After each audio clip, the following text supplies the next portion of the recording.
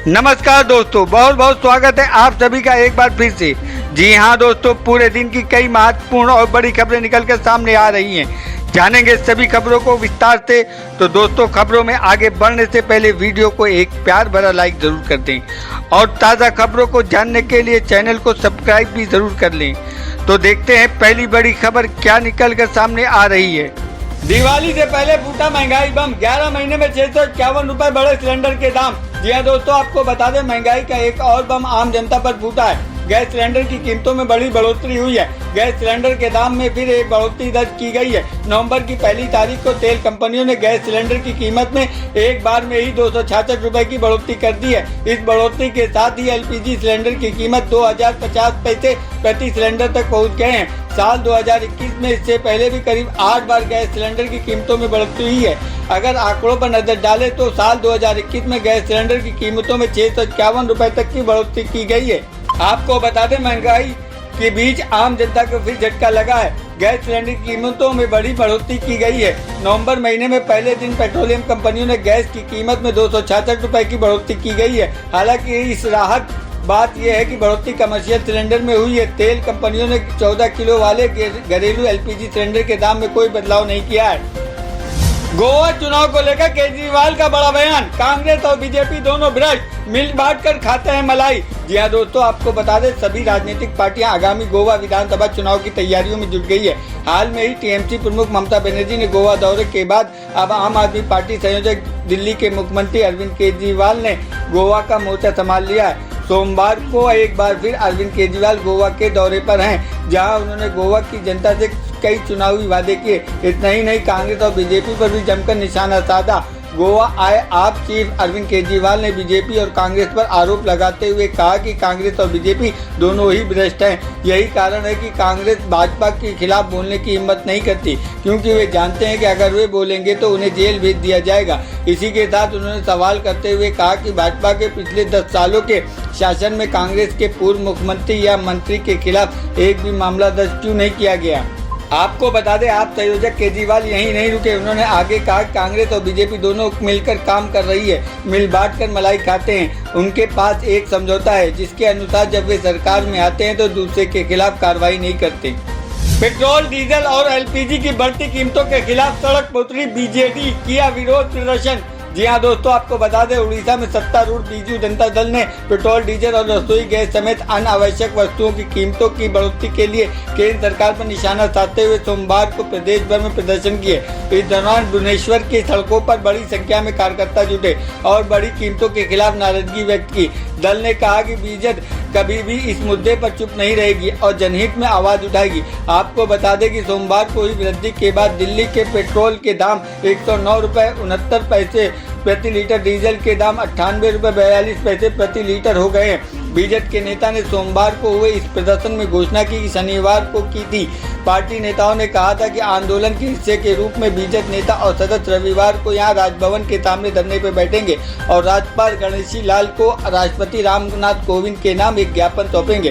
प्रदेश सरकार के मुख्य सचेतक प्रमिला मलिक ने कहा था कि बीजेपी सोमवार को राज्य के सभी 143 विधानसभा क्षेत्रों में विरोध प्रदर्शन करेगी। दोस्तों, अगर आप भी अपने गांव, शहर या राज्य की खबरें देखना चाहते हैं तो कमेंट्स में अपने गांव, शहर या राज्य का नाम जरूर लिखें। और अगर आपको अभी तक किसी भी सरकारी सुविधा का लाभ नहीं मिला है तो वो भी कमेंट्स करके ज़रूर बताएं कि सरकार की कौन सी योजना आप तक नहीं पहुंची है, जिससे कि आपकी बात हमारे चैनल के माध्यम से सरकार तक पहुंचाई जाए। तो चलिए बढ़ते हैं अगली बड़ी खबर की ओर। सैम डिसूजा ने किया बड़ा खुलासा, आर्यन को छोड़ने के लिए इन दो लोगों ने शाहरुख खान के स्टाफ से लिए थे 50 लाख रुपए। यह दोस्तों, आपको बता दें शाहरुख खान के बेटे आर्यन खान पूर्व ड्रग्स मामले में जमानत पर रिहा हो चुके हैं। लंबे प्रयास के बाद आर्यन को उनके वकील बेल दिलवा पाए हैं। वहीं अब इस मामले में नया मोड़ आया है। पूर्व ड्रग्स मामले में गवाह सैम डिसूजा ने एक चैनल को दिए इंटरव्यू में बड़ा खुलासा किया है। आपको बता दें सैम डिसूजा ने खुलासा एबीपी न्यूज में दिया साक्षात्कार में किया है। उसने कहा कि आर्यन खान के पास कोई भी ड्रग्स बरामद नहीं हुई है। उसने ये भी कहा है कि किरण गोस्वामी पैसे की डील करना चाहता था और सुनील नाम के शख्स को गोस्वामी के निर्देश मिल रहे थे। आपको बता दें इस सवाल का जवाब में मैसेज डिसूजा ने कहा कि इसमें कुछ लेना देना नहीं है। सुनील पाटिल ने मुझे फ़ोन किया था और कहा था कि मेरे पास कॉर्डोलियाशिप के बारे में कुछ जानकारी है, जिसके बाद उन्होंने मुझे कॉल करके कहा कि एनसीबी अधिकारी के साथ कनेक्ट कराएं। जब मैंने कनेक्ट करा दिया तो किरण गोस्वामी का मेरे पास फोन आया। उन्होंने कहा कि हम लोग अभी अहमदाबाद में हैं, सुबह 7 बजे तक मुंबई पहुंच जाएंगे। आपको बता दें, गोस्वामी ही वो शख्स था जिसने आर्यन खान का सिल्वर रंग का बैग दिखाया और उसी फोटो खींची। इसके बाद वो गोस्वामी एनसीबी के ऑफिस के अंदर गया और शाहरुख खान के बेटे आर्यन की आवाज़ रिकॉर्ड की, जिसमें परेशान आर्यन बोल रहे थे, पापा मैं एनसीबी में हूँ। पंजाब के सीएम चन्नी के खिलाफ फिर सिद्धू ने खोला मोर्चा, सस्ती बिजली को बताया लॉलीपॉप। जी हाँ दोस्तों, आपको बता दें कि जब तक कैप्टन अमरिंदर सिंह मुख्यमंत्री थे, नवजोत सिंह सिद्धू का उनसे विवाद जारी रहा, जिसके बाद कांग्रेस हाईकमान ने कैप्टन को हटाकर चरणजीत सिंह चन्नी को ताजपोशी की। उम्मीद जताई जा रही थी कांग्रेस की आंतरिक कलह खत्म हो जाएगी, लेकिन पार्टी में गुटबाजी और बढ़ गई है। अब सिद्धू ने नए सीएम चन्नी पर ही हमला शुरू कर दिया है। आपको बता दें, सिद्धू ने चंडीगढ़ में अरोड़ा हिंदू समुदाय के लोगों को संबोधित करते हुए चरणजीत सिंह चन्नी पर कटाक्ष किया। उन्होंने कहा कि चन्नी विधानसभा चुनाव से पहले झूठ बोल रहे हैं और वो हर जगह झूठे वादे कर रहे हैं। इसके अलावा वो पिछले 2 महीने से जनता को लॉलीपॉप दे रहे हैं। उन्होंने आगे कहा कि पिछले 5 वर्षों में यहाँ तक कि अत्यधिक अस्थिरता रही, तब पिछले 2 महीनों में मुफ्त उपहार बांटे जा रहे हैं, लेकिन आप जनता उनसे पूछे कि कहाँ से मिलेगा। क्या हम पंजाब में सिर्फ झूठ बोलकर ही 500 वादे करके सरकार बनाना चाहते हैं? वहीं शिरोमणि अकाली दल ने तुरंत ही इस मुद्दे को पकड़ लिया। पार्टी प्रवक्ता दलजीत सिंह ने कहा कि मैं नवजोत सिंह सिद्धू को धन्यवाद देना चाहता हूं कि उन्होंने जनता को बेवकूफ़ बनाने के लिए अपनी ही सरकार के झूठे वादों का पर्दाफाश किया। सिद्धू को ये भी कहते हैं कि नई सरकार बनने से पहले कांग्रेस सरकार ने कुछ नहीं किया। ऐसे में अब कांग्रेस की सच्चाई जनता के सामने है। हरियाणा दिवस पर सीएम खट्टर का बड़ा ऐलान, 250 कैदियों की सजा माफ। जी हाँ दोस्तों, आपको बता दें, हरियाणा के मुख्यमंत्री मनोहर लाल खट्टर ने प्रदेश में 56वें स्थापना दिवस के मौके पर सोमवार को 250 कैदियों की सजा माफ करने सहित कई बड़ी योजनाओं की घोषणा की है। सीएम ने हरियाणा दिवस पर प्रेस कॉन्फ्रेंस को संबोधित करते हुए कॉलोनियों में बिजली कनेक्शन जारी करने, नए साइबर थानों की स्थापना करने जैसी कई घोषणाएं की जानकारी साझा की है। आपको बता दें, हरियाणा दिवस पर राज्य स्तरीय समारोह अपनी सरकार के 7 साल पूरे होने के उपलक्ष्य पर मीडिया को संबोधित करते हुए मुख्यमंत्री खट्टर ने कहा कि साल 2014 से सुशासन और प्रशासनिक सुधार लाना हमेशा सर्वोच्च प्राथमिकता रही है। इसी के साथ उन्होंने हरियाणा के विभिन्न जेलों में बंद 250 कैदियों का या जो वर्तमान में पैरोल पर है, जिनकी सजा 6 महीने या उससे कम बची है, उनकी सजा माफ करने की घोषणा की है। उन्होंने स्पष्ट किया ये घोषणा जघन्य अपराधों में दोषी ठहराए गए कैदियों पर लागू नहीं होगी। अधीर रंजन चौधरी ने टीएमसी को बताया राजनीतिक गद्दार, बोले कांग्रेस से ही पैदा हुई है टीएमसी। जी हाँ दोस्तों, आपको बता दें, कांग्रेस सांसद अधीर रंजन चौधरी ने सोमवार को टीएमसी प्रमुख ममता बनर्जी पर उनकी बात पर लेकर निशाना साधा है, जिसमें उन्होंने कहा था कांग्रेस राजनीति को लेकर गंभीर नहीं है। अधीर रंजन चौधरी ने टीएमसी पर निशाना साधते हुए कहा कि टीएमसी का जन्म कांग्रेस से हुआ था। यदि कोई बच्चा अपनी माँ से कहता है कि वे समाप्त हो गई है, तो इसका अर्थ ये है कि वे समाप्त हो गया है। आप उन्हें राजनीतिक गद्दार कह सकते हैं। वे राजनीति करते हैं लेकिन शिष्टाचार भूल जाते हैं और अपनी स्थिति को अस्वीकार कर देते हैं। उन्हें देखना चाहिए था कि वे किस पार्टी को पैदा हुए हैं। आपको बता दें कि गोवा विधानसभा चुनाव को लेकर राज्य में 3 दिन से दौरे पर आई ममता बनर्जी ने शनिवार को कहा था प्रधानमंत्री मोदी केवल इसलिए ताकतवर हुए क्योंकि कांग्रेस राजनीति को लेकर संवेदनशील नहीं रही है। उन्होंने आरोप लगाया कि देश भुगत रहा है क्योंकि सबसे पुरानी पार्टी निर्णय नहीं लेती है। उन्होंने कहा कि कांग्रेस को अतीत में अवसर मिले हैं, लेकिन भाजपा से लड़ने के बजाय वो मेरे राज्य में मेरे खिलाफ खड़े हो गए हैं। उत्तराखंड सीएम पुष्कर धामी का आंगनबाड़ी वर्करों को दीपावली गिफ्ट, मानदेय बढ़ाने का ऐलान। जी हाँ दोस्तों, आपको बता दें, उत्तराखंड के मुख्यमंत्री पुष्कर सिंह धामी ने आंगनबाड़ी वर्करों को दीपावली से पहले मानदेय बढ़ाकर उन्हें तोहफा दे सकते हैं। पुष्कर सिंह धामी ने रविवार को चौरास में आंगनबाड़ी वर्करों को दीपावली से पहले सौगात देने की बात कही है। इससे मुख्यमंत्री पुष्कर सिंह धामी की अध्यक्षता में हुई कैबिनेट बैठक में आंगनबाड़ी वर्करों का मानदेय बढ़ाने के लिए सीएम को अधिकृत किया गया था। इससे प्रदेश में 33,000 आंगनबाड़ी वर्करों को मानदेय वृद्धि का फायदा मिलेगा। उत्तराखंड में आंगनबाड़ी वर्कर लंबे समय से अपना मानदेय बढ़ाने की मांग कर रहे हैं, जिन्हें अभी मुख्य वर्कर को 7,500, सहायक को 4,750, मिनी वर्कर को 3,700 रुपये मिलते हैं। लेकिन अब महिला बाल विकास विभाग ने आंगनबाड़ी वर्करों के लिए मानदेय बढ़ाने का प्रस्ताव तैयार किया है, जिसके तहत मुख्य वर्कर को 2250, सहायिका को 1250 और मिनी सहायिका को 1000 रुपये मानदेय बढ़ाने का निर्णय लिया गया है। एससी आयोग के अध्यक्ष से मिले समीर वानखेड़े, दस्तावेज सही पाए जाने पर मदद का आश्वासन। जी हाँ दोस्तों, आपको बता दें एनसीपी नेता नवाब मलिक के आरोपों के बाद NCP zonal director Sameer Wankhede की मुश्किलें बढ़ गई हैं। इस बीच सोमवार को उन्होंने नई दिल्ली में राष्ट्रीय अनुसूचित जाति आयोग एससी आयोग के अध्यक्ष विजय सापला से मुलाकात की। एनसीएससी अध्यक्ष के मुताबिक अगर समीर वानखेड़े से संबंधित दस्तावेज सही पाए जाते हैं तो आयोग जरूर उनके अधिकारों की रक्षा करेगा। आपको बता दें मुलाकात के बाद मीडिया से बात करते हुए सापला ने कहा कि समीर वानखेड़े ने अपने साथ हो रहे अन्याय की बात को साझा किया है। उनको पहले भी डर था कि उन्होंने के खिलाफ साजिश की जा रही है, इस वजह से उनकी ओर से एक अर्जी भी आई थी। 19 अक्टूबर को ही आयोग को महाराष्ट्र सरकार को नोटिस भेजा था, लेकिन अभी तक उनकी ओर से कोई प्रतिक्रिया नहीं आई है। सापला ने आगे कहा कि वानखेड़े मीडिया से चल रही खबरों से परेशान है और इसी वजह से उन्होंने आयोग के सदस्य से मुलाकात की। उन्होंने बताया कि एससी समुदाय से हैं और इसी आधार पर उन्हें नौकरी पाई है। उनके दस्तावेज आयोग को मिल चुके हैं। अगर वो जांच में सही पाए जाते हैं तो उनका पूरा साथ दिया जाएगा।